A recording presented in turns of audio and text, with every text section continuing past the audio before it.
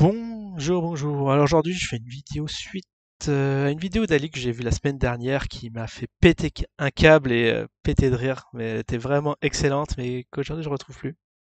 Alors rapidement pour ceux qui sont nouveaux sur la chaîne, Lezine, une crypto-monnaie internationale qui a été introduite sur les marchés l'année dernière, premièrement sur IDAX qui aujourd'hui n'existe plus. Euh, la plateforme a mis la clé sur la porte. Pour parler poliment et qui par la suite devait s'introduire sur notre nouvelle plateforme d'échange, la Token. Alors, il y a eu, juste avant l'introduction sur cette plateforme, plein de vidéos qui ont été faites, hein, notamment de la part d'Ali, disant que jamais elle sera introduite sur cette plateforme, que ça signait la mort d'usine, que à partir de ce moment-là, l'usine allait exploser en vol. Et bien évidemment, il y a eu beaucoup de trolls qui étaient à fond derrière en disant voilà, mort aux usines, jamais, ça signe la fin. Bon, moi j'étais un peu méfiant, j'ai dit bon, pourquoi pas, j'attends de voir, on sait jamais, hein. Peut-être que l'info est vraie, même s'il y a eu très faible probabilité pour que ce soit vrai. Et suite à ça, bien évidemment, le Zine n'est pas mouru, hein. Preuve en est, il est toujours actif aujourd'hui sur la plateforme Bbox. Mais bon, comme Alice était fortement trompée sur le sujet, eh bien, il a quand même fait son petit mea culpa qui a fait rager derrière les cafards qui l'ont traité de traître et tout ça. Et suite à ça, je voulais faire une vidéo. J'aurais dû la faire parce que là, bon, c'est un peu compliqué à expliquer là, un an après. Mais aujourd'hui, il a sorti, enfin aujourd'hui, la semaine dernière, il a sorti une superbe vidéo, mais qui malheureusement, alors attendez, que je revienne sur le truc que je retrouve plus. Sur sa chaîne, oui. Alors, bon, il a plusieurs chaînes. Alors, je sais pas si c'est la combienième chaîne, quatrième ou cinquième. Bon, là, c'est des trucs liés à l'art que je ne suis pas particulièrement, sauf que lorsqu'il parle d'usine ou d'actualité. Très très pertinent, hein. Je tire quand même mon chapeau sur ce monsieur quand même qui lutte maintenant contre qui a les cafards sur le dos. Ah ouais, non, mais ils sont vraiment pas contents. Bah oui, Crashot, notamment. Il y a eu une vidéo sur Bubur, mais je sais pas, ça doit pas sur cette chaîne, mais il faut que je dois retrouver, que j'ai envie de la retrouver parce qu'elle était vraiment excellente et vraiment pertinente. Il a très bien analysé le personnage. Mais ouais, la vidéo que je cherche, c'est là. Alors, il a sorti une vidéo comme quoi finalement, le zine, pourquoi pas, bon, maintenant que ça existe, pourquoi pas se faire l'argent dessus et qu'il allait rameuter ses amis qataris là-dessus. Et là, ouais, là j'ai un peu tilté parce que franchement, il y a les gros qui se ramènent, alors bon, pour l'instant, c'est pas encore fait, mais si dans l'avenir ça venait à être réalisé, eh bien, nous aurons un petit scénario à la Bitcoin, comme vous voyez en 2018, qui pourrait vraiment faire pumper l'actif. Bon, c'est vrai que ce serait une très très bonne nouvelle, mais je sais pas si vous vous souvenez, après ouais, 2018, ça a failli signer la mort du Bitcoin, cette histoire de bulle où tout le monde s'est mis à acheter comme des fous et elle allait tout droit vraiment. Ça a dégringolé de 14 000, on était à 2000. Et puis il a failli mourir, hein, parce que si les gens ont, ont revendu tout en masse, eh bien le projet il pouvait se retrouver mort à ce moment-là. Mais bon, ceci étant, il y a ça attirait vraiment des gros de chez gros par derrière, des grosses banques très influentes qui ont profité de ce moment-là pour acheter au point bas de 2018, décembre 2018, novembre-décembre, ouais, un an après. Ils en ont profité pour faire les courses et qui ont fait revivre le projet. Alors le Bitcoin au jour d'aujourd'hui, ouais, bon, c'est très mal vu de parler contre, hein, de le dénigrer. Je pense qu'il y en a beaucoup, là la majorité qui sont beaucoup, qui pensent que c'est la monnaie de l'avenir. Bon, pour ma part, vous connaissez ma position, je went ici, hein, je ne sais pas du tout où est-ce que ça va aller. Mais en tout cas, voilà, j'ai peur pour le zine d'un scénario à la Bitcoin, mais le problème, c'est que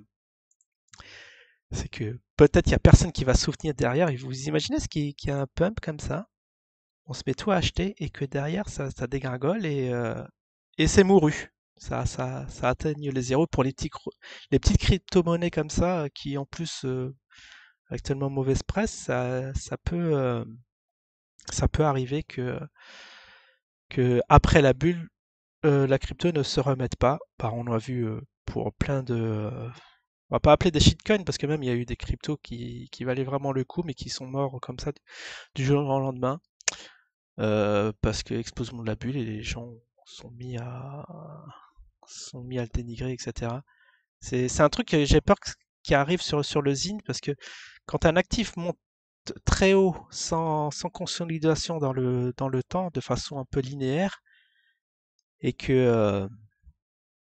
voilà que ça normalement vous voyez cette courbe bleue, ça aura dû monter comme ça le Bitcoin tranquillement et sûrement sans qu'il y ait de fortes vagues de volatilité.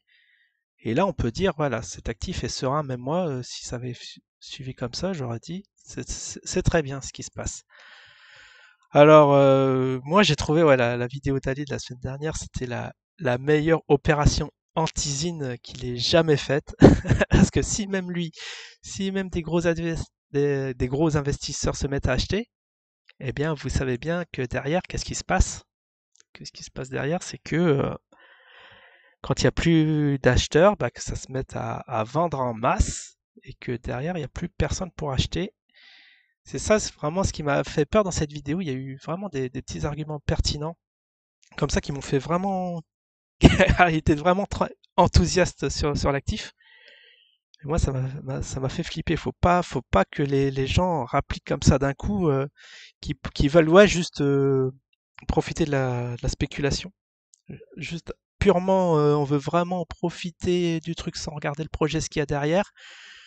Faire des sous et se barrer comme ça d'un coup du jour au lendemain, ça je veux pas sur le zine. Donc tant qu'il y a des gens voilà, qui sont en opposition, qui vantent lentement, c'est ça que ça devrait arriver. Parce que je pense qu'il n'y a pas encore de gens qui ont totalement, enfin ceux qui sont pas en accord pour le projet et qui sont là vraiment pour l'effet spéculatif de l'actif, qui sont là vraiment, j'ai bien peur que ces gens-là sont encore là et que ce soit pas entièrement purgé.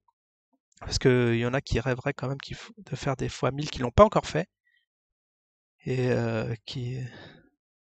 et qui sont là bah, comme un peu comme moi. Moi, je suis moitié, je vais garder quand même la moitié dans mon bag et la moitié, je vais essayer de me faire des sous dessus. Mais bon, je suis pas le seul, hein, c'est sûr, hein. C'est sûr, si j'y ai pensé, c'est qu'il y en a plein d'autres derrière qui font comme moi.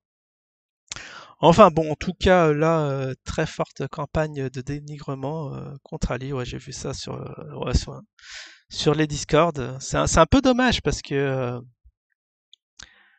franchement, les infos qu'il donne, enfin le seul, bah, c'est le seul travers, mais c'est aussi un pari risqué qu'il a fait, c'est d'écouter des gens et de balancer des infos sans qu'elles soient vraiment sur des rumeurs sans vraiment être fondées. Et que derrière, voilà, quand tu te trompes une fois, il y a les gens qui te tombent dessus et qui te massacrent à tour de bras. Ça, c'est vraiment dommage.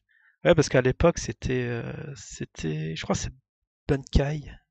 Sur les infos de Bunkai, comme quoi il aurait hacké l'usine ou je sais pas quoi, qui devrait derrière. Mais le pire, c'est que, bah, un truc surréaliste, hein, comme quoi il allait faire planter le truc, complètement surréaliste. Mais le pire, c'est que les gens l'ont cru, quoi.